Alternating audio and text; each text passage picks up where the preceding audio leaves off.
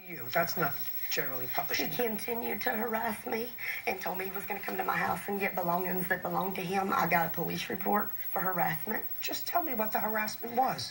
He kept calling my phone. My phone is full of threats. I'm your worst nightmare, although I'll let court handle it. You were involved in my son's death, and I'm going to the district attorney. He called DHR on me and told him that I neglected my children, I abused my children. They come to my house, closed the investigation, continued to harass me. That's why I got the police report. I had a temporary restraining order against him for 3 days. But then you went to court after 3 days, and they had a hearing, and they denied your application for a permanent restraining order, I assume. It was only for 3 days. He left me alone, and I moved across town. So you didn't go back to court? No, did not go back to court. Oh. I was in fear of the plaintiff's actions because he's a very scary man, and I had proof of where I had to move and get away from him. Your Honor. What? I only went to her residence one time. How many times did you call her?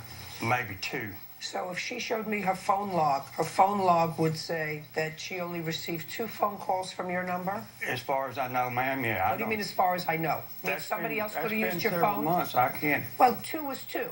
Could it have been 20? No, ma'am.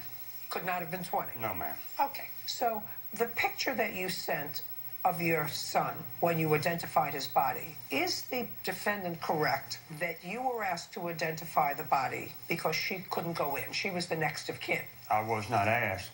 I actually went that day and talked to the detective about the case and asked where my son was. And? I went to Berry Hill Funeral Home, talked with Mr. Berry. I was upset because I still believe that she had something to do with my son's demise.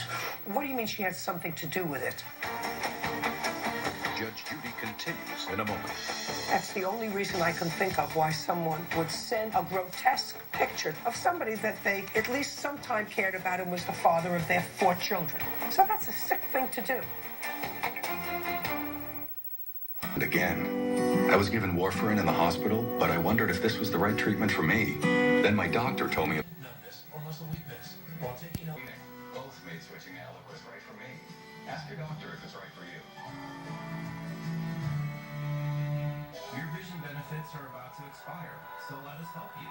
VisionWorks accepts hundreds of plans, including Davis Vision, and you'll get 50% off a second pair of glasses when you use your insurance. It's all about helping you be a better you. VisionWorks. You paid too much for those glasses.